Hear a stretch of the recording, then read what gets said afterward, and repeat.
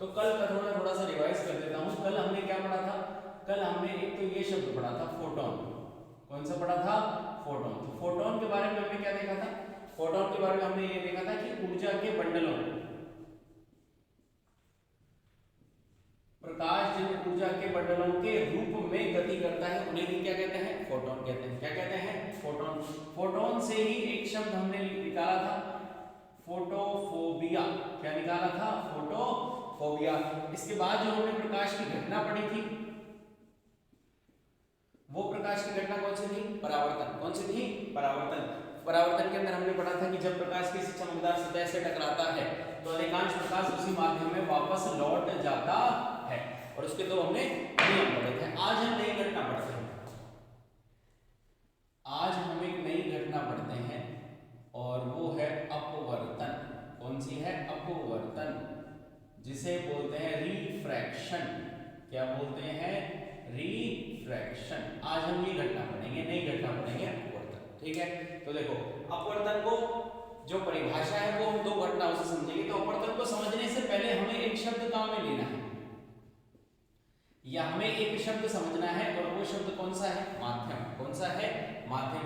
अब माध्यम मतलब वो जिसमें से प्रकाश क्या हो रहा है? संचरित हो रहा है। क्या हो रहा है? संचरित हो रहा है। तो हमें दो शब्द पढ़ने को मिलेंगे,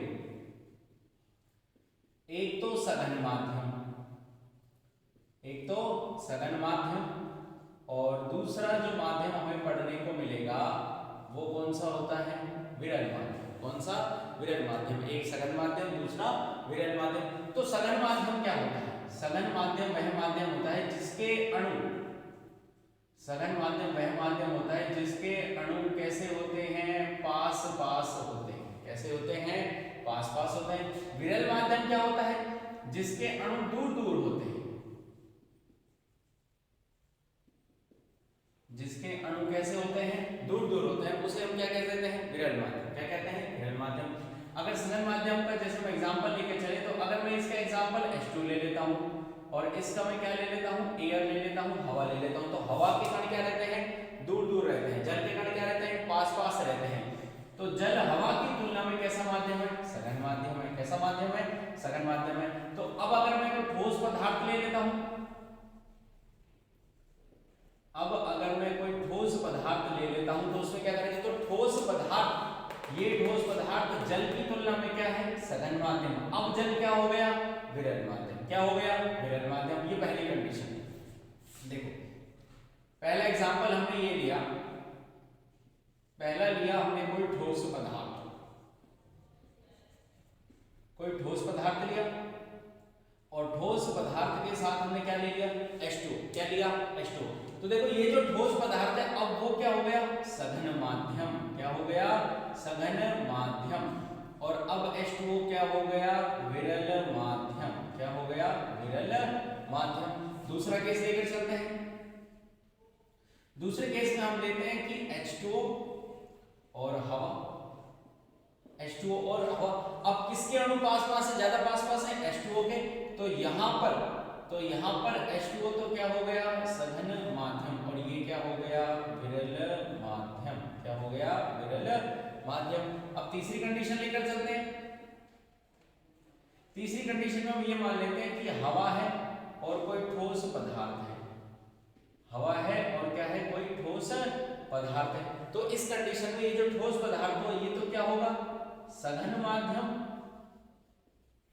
और ये क्या होगा? विरल माध्यम। क्या होगा? विरल माध्यम। हमेशा दो ही माध्यम काम मिलेंगे। जब भी हम इस घटना को समझेंगे हमेशा दो ही माध्यम काम मिलेंगे। जिस माध्यम के अणु पास पास होंगे उसे हम सघन माध्यम बोलेंगे, जिस माध्यम के अणु दूर दूर होंगे उसे हम विरल माध्यम बोलेंगे। ये हमारे सामने एक शब्द आएगा माध्यम। क्या आएगा? माध्यम। हम घटना कौन सी पढ़ेंगे आज? अपवर्तन। कौन सी पढ़ेंगे? अपवर्तन। तो अपवर्तन की घटना के बारे में देखते हैं थोड़ा सा। देखो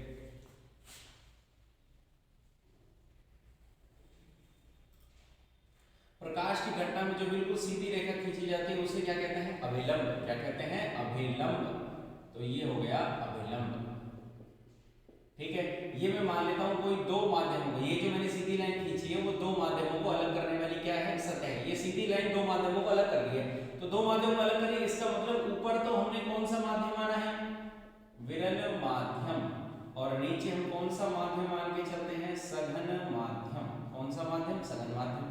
तो ये मान लिया हमने सघन माध्यम।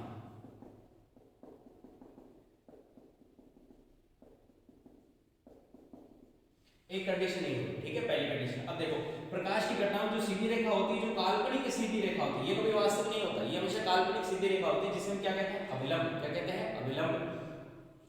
ऊपर लिया हमने विरल माध्यम, नीचे लिया हमने सघन माध्यम। ये वो सतह है जो दोनों माध्यम को क्या कर रही है? अलग कर रही है। अब देखो पहली घटना पढ़ते हैं। अपवर्तन के अंदर जो पहली घटना आती है, अपवर्तन के अंदर जो पहली घटना आती है उसके बारे में देखते हैं। यहीं से हम परिभाषा निकालेंगे। यहीं से क्या करेंगे? परिभाषा निकालेंगे। देखो, जब प्रकाश की किरण विरल माध्यम से सघन माध्यम में आई, ये कोई प्रकाश की किरण है, ये आ रही है विरल माध्यम से। ये प्रकाश की किरण कौन से माध्यम से आ रही है? विरल माध्यम से। कौन से माध्यम में आ रही है? सघन में। तो कैसे जानी चाहिए थी? सीधी जानी चाहिए थी। कैसे जानी चाहिए थी? बिल्कुल सीधी जानी चाहिए थी। ये इसकी आदर्श क्या होनी चाहिए थी? दिशा। लेकिन ये प्रकाश की किरण जो विरल माध्यम से सघन माध्यम में आ रही है, वो इस सतह से अभिलंब की तरफ मुड़ जाती है। किसकी तरफ मुड़ जाती है? अभिलंब की तरफ मुड़ जाती है। अपनी दिशा में ना जाकर अभिलंब की तरफ मुड़ जाती है, मतलब अपनी दिशा से भटक जाती है। दूसरे माध्यम में जैसे प्रवेश करेगी, दूसरे माध्यम सतह से अपनी दिशा से भटक जाएगी। तो किसकी तरफ मुड़ जाएगी? इस सीधी लाइन की तरफ मुड़ जाएगी। इस सीधी लाइन को क्या कहते हैं? अभिलंब। या अभिलंब की तरफ मुड़ गई। आने वाली किरण, जहां से भी हम शुरुआत करते हैं, आने वाली किरण को बोला जाता है आपतित किरण। क्या बोला जाता है? आपतित किरण। ये जो अपनी दिशा से भटकी है, अब इसको हम नाम देंगे अपवर्तित किरण। क्या नाम देंगे इसको? अपवर्तित किरण। दो किरणें हो गई, एक वो जो आ रही थी आपतित, एक वो जो अपनी दिशा से भटक गई अपवर्तित। अब कोण की बात कर लेते हैं। ये हो जाएगा हमारा आपतन कोण। कौन सा कोण हो जाएगा? आपतन कोण। और ये कोण है, ये हमारा हो जाएगा आर। आर का मतलब कोण, आर का मतलब होता है अपवर्तन कोण। कौन सा कोण? अपवर्तन कोण। कोण आई का मतलब क्या होता है? आपतन कोण। कोण आई का मतलब होता है आपतन कोण, ठीक है। आने वाली रेखा ने विलंब के साथ जो कोण बनाया उसको आपतन कोण। दिशा से भटकने वाली किरण ने अभिलंब के साथ जो कोण बनाया वो कौन सा हुआ? अपवर्तन कोण। कौन सा हुआ? अपवर्तन कोण। ये पहली स्थिति। जब प्रकाश की किरण विरल माध्यम से सघन माध्यम में आती है, तो वो इस सतह से भटक जाती है अपनी दिशा से और अभिलंब की ओर, इस सीधी रेखा की ओर मुड़ जाती है। ये पहली स्थिति थी। अब दूसरी स्थिति देखकर चलते हैं।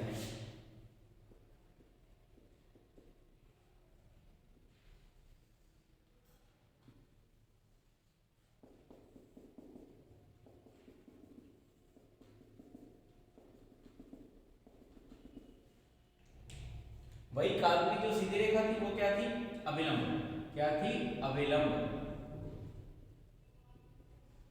अभिलंब। ये दोनों माध्यमों को अलग करने वाली सतह। वही पहले की तरह ऊपर जो माध्यम है, ये मैं ऐसे कर देता हूँ, थोड़ा सा ध्यान रहेगा। ये तो हमारी पहली कंडीशन थी। ये हमारी दूसरी कंडीशन है। ऊपर की तरफ कौन सा माध्यम? विरल माध्यम। नीचे की तरफ कौन सा माध्यम? सघन माध्यम। ये क्या हुआ? अभिलंब। अब देखो क्या करते हैं। अब क्या करेंगे? इस बार जब प्रकाश की किरण सघन माध्यम से विरल माध्यम में जाती है, किसमें जाएगी? सघन माध्यम से विरल में जाएगी। तो जाना कैसा चाहिए था उसको? बिल्कुल सीधा। कैसा जाना चाहिए था? बिल्कुल सीधा। लेकिन जैसे ही वो सघन माध्यम से विरल माध्यम में प्रवेश करेगी, तो दोनों माध्यमों को अलग करने वाली सतह से अपनी दिशा से भटक कर अभिलंब से दूर चली जाएगी। अभिलंब से क्या हो गई?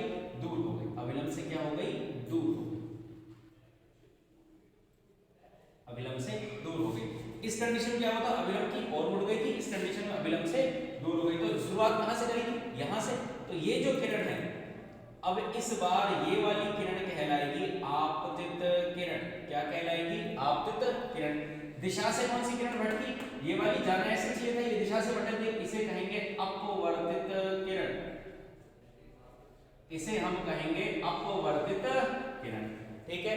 तो आपतित किरण ने अभिलंब के साथ, आपतित किरण ने अभिलंब के साथ जो कोण बनाया वो कौन सा था? आई। कौन सा था? आई। यहां भी आपतित किरण ने अभिलंब के साथ जो कोण बनाया कौन सा था? आई। तो इस कोण आई को हम यहां बोलेंगे आपतन कोण। कोण आई को क्या बोलेंगे? आपतन कोण। दिशा से भटकने वाली किरण ने अभिलंब के साथ जो कोण बनाया वो कौन सा होगा, आर। कौन सा होगा, आर। इसे हम कहेंगे अपवर्तन कोण, अपवर्तन कोण। ये दो कंडीशंस हो गई। ये क्या हो गई, दो कंडीशंस हो गई। किसमें होती है, अपवर्तन में होती है। किसमें होती है, अपवर्तन में। पहली कंडीशन क्या थी, पहली कंडीशन ये थी जब प्रकाश की किरण विरल माध्यम से सरल माध्यम में प्रवेश करती है तो अभिलंब की ओर मुड़ जाती है। दूसरी कंडीशन थी जब प्रकाश की किरण सरल माध्यम से विरल माध्यम में प्रवेश करती है तो अभिलंब से क्या जाती है, दूर जाती है। दो किरणें होती है, आने वाली को आपतित, दिशा से भटकने वाली को अपवर्तित। यहाँ भी आने वाली को आपतित, दिशा से भटकने वाली को अपवर्तित। दो कोण बनते हैं, कोण आई बराबर आपतन कोण, कोण आर बराबर अपवर्तन कोण।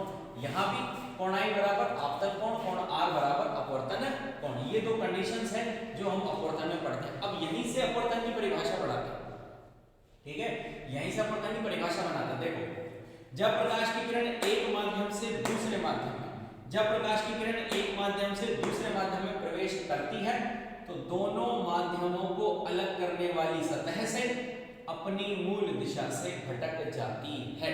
यही प्रकाश की घटना क्या कहलाती है, अपवर्तन। दोबारा देखिए, जब प्रकाश की किरण एक माध्यम से दूसरे माध्यम में प्रवेश करती है, जब प्रकाश की किरण एक माध्यम से दूसरे माध्यम में प्रवेश करती है तो माध्यमों को अलग करने वाली सतह से अपनी मूल दिशा से भटक जाती है। प्रकाश की यही घटना क्या कहलाती है, अपवर्तन। क्या कहलाती है, अपवर्तन।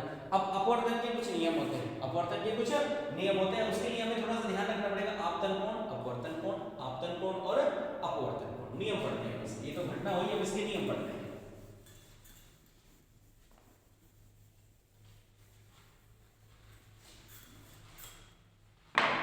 तो पहला नियम क्या है, फर्स्ट रूल क्या है, पहला नियम,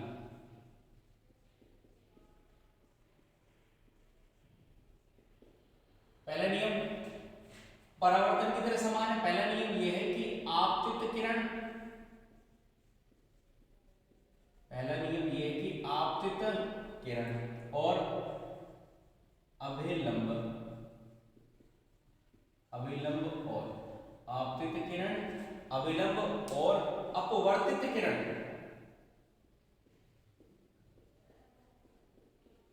और अपवर्तित किरण, ये तीन शब्द लिखिए। ये तीनों एक ही तल में होते हैं, ये तीनों एक ही तल में होते हैं। ये है पहला नियम, किसका, अपवर्तन का। किसका, अपवर्तन का। कल हमने परावर्तन के पढ़े, परावर्तन का परावर्तन का एक नियम बिल्कुल समान है। कौन सा समान है, आपतित किरण, अभिलंब और अपवर्तित किरण तीनों एक ही तल में होते हैं, ठीक है। ये पहला नियम। अब पढ़ते हैं दूसरा नियम।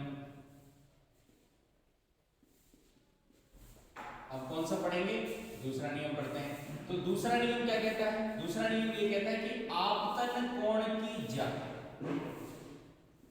आपतन कोण की ज्या।